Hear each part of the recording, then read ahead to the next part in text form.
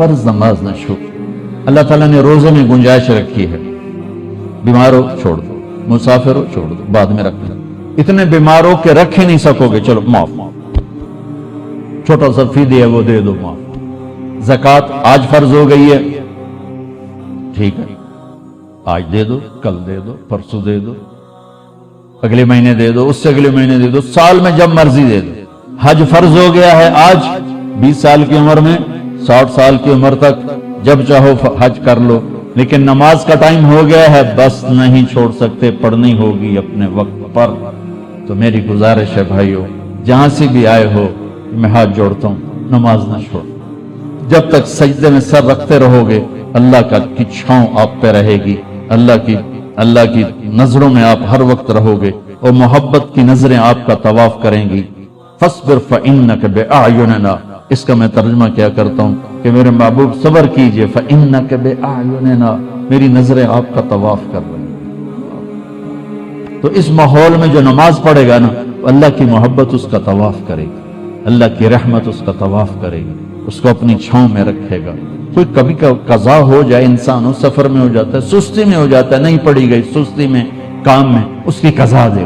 سونے سے پہلے 5 نمازوں کی قضا پوری کر کے اپنا کھاتا مکمل کر کے پھر سو, تو انشاءاللہ اللہ مہربان کریم ہے, معاف کر دے گا. اور اپنی نمازوں کو قضا پڑھتے رہو گے اس طرح, تو پھر 5 نمازوں کے اللہ تعالیٰ طاقت بھی دے دے گا, ہمت بھی دے دے گا, توفیق بھی دے دے گا. کچھ وقت اپنے قرآن کے لیے, کچھ میرے نبی کی زندگی کے لیے, فیملیز کے ساتھ ہو, ماں باپ ساتھ ہیں, ان کو عزت دو, ان کو احترام دو, اور بیوی کے ساتھ, بچے ساتھ ہیں, ان کے لیے ٹائم نکالو.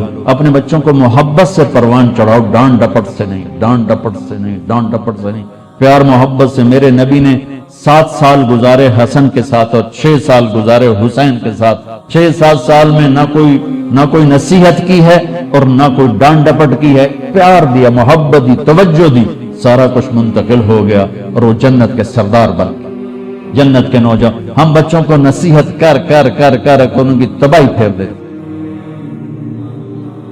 اور اتنی چھوٹی عمر میں اسکولوں میں ڈال دیتے ہیں. پتہ نہیں یہاں کیا سسٹم ہے, ہمارے میں تو پاکستان کی بتا رہا ہوں. 3 سال کے بچے کا ایڈا وڈا وسطہ ہوتا ہے, اس کے سارے نیورون ہی جل جاتے ہیں, اور وہ روتا ہوا جاتا ہے, روتا ہوا آتا ہے. جو ٹائم ماں کی گود کا تھا وہ ٹائم اسکول کو دے دیا, تو وہ محبتیں ختم ہو جاتی ہیں اولاد کی ماں باپ کے ساتھ. اور ایک ماں 2 بچے نہیں سنبھال سکتی, تو ایک ٹیچر 30 بچے کیسے سنبھالے گا؟ تمہارے یہاں کا تو پتہ نہیں, ہمارے پاکستان میں تنخواہیں بھی بڑی تھوڑی ہیں, تو تھوڑی تنخواہ, 40 بچے, 30 بچے, تو وہ برباد نہیں ہوئے تو اور کیا ہوں. ایک ٹیچر بچوں کو سبق سکھا رہی تھی, بچوں پڑھو CUP سپ. تو بچوں نے کہا, مس CUP کب ہوتا ہے؟ سپ, سانپ. کہا نہیں بچوں کہو CUP سپ. ان کا مس CUP کب ہوتا ہے؟ کب بچوں اتنی تھوڑی تنخواہ میں CUP سب ہی رہے گا, کب نہیں ہو سکتا ہے. تو ہماری سکولنگ تو ایسی بیکار برباد ہے کہ ہمارے کاروباری, ہمارے سکول کاروبار ہیں. کوئی ہماری نیشن کے لیے وہ کوئی تعلیم نہیں ہے, کاروبار ہے. یہاں کا مجھے نہیں پتا, لیکن میں اپنے پاکستان انڈیا کی بات کرتا ہوں. انڈیا, پاکستان, بنگلہ دیش ایک سیم کلچر ہے کہ جتنے تعلیمی ادارے ہیں صرف کاروبار ہیں, ہماری نسل کو برباد کر رہے ہیں, تباہ کر رہے ہیں. میرے نبی کہتا ہے 7 سال تک بچے کو نماز کبھی نہ کہو, 7 سال تک. 7 سال کے بعد کہنا شروع کرو. 10 سال کے بعد سستی ہو, تھوڑا سختی کرو. 15 سال میں جا کے فرض ہوتی ہے. اللہ 15 سال بچے کو فری رکھتا ہے, اور ماں باپ کو کہتا ہے پہلے 10 سال بچوں کو دے دو, ساری زندگی بچہ تمہیں دے دے. ہم بچوں کو وہ ٹائم نہیں دیتے, وہ ہمارے نہیں ہوتے. تو بھائیو, آخری گزارش یہ ہے کہ آپ 3 چلے کے تو سارے بھائی ارادے کر لیں, ٹھیک ہے نا. اور میں چھوٹا تبلیغی ہوں, میں چھوٹی تشکیل کرتا ہوں. میں نے ہر جگہ بس ایک ہی تشکیل کی ہے کہ اتنا بڑا مجمع ہر مہینے 3 دن باقاعدگی سے لگا ہے. نیت کرتے ہو؟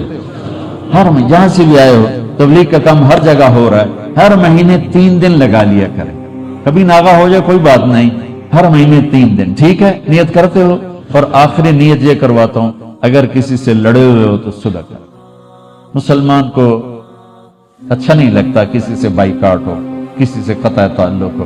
بس معافی مانگو, معاف کر دو, معافی مانگو. جو معافی میں پہل کرتا ہے اللہ اس کو اونچا کر دیتا ہے. اور جھگڑا ہو جانا کوئی بڑی بات نہیں. میرے حضرت حسن اور حسین میں آپس میں دونوں بھائیوں میں کوئی تلخی ہو تو لوگوں نے حضرت حسین سے کہا جاؤ بھائی سے معافی مانگو. ان کی بات سننا کیا خوبصورت. فرمانے لگے اگر میں جا کے معافی مانگوں گا نا تو میرا درجہ بڑا ہو جائے گا اور میرے بھائی کا درجہ چھوٹا ہو جائے گا. اور مجھے شرم آتی ہے کہ میں چاہتا ہوں جنت میں بھی میرا بھائی مجھ سے آگے ہو میں پیچھے ہوں. تو وہ آ کے معافی مانگے گا تو وہ بڑا ہے, اس کا درجہ بھی بڑا ہے. اگر میں چلا گیا مجھے کوئی شرم نہیں ہے, لیکن میں گیا تو میرا درجہ بھائی سے آگے ہو جائے گا. میں بھائی سے جنت میں بھی آگے نہیں ہونا چاہتا. یہ بات جب حضرت حسن کو چلی تو انہوں نے نہ جوتا پہنا نہ ٹوپی, بس بھاگے بھاگے اور اپنے بھائی گلے ملے. حضرت علی کے ایک دوسرے بیٹے تھے, ان کی ماں حنفیہ تھی.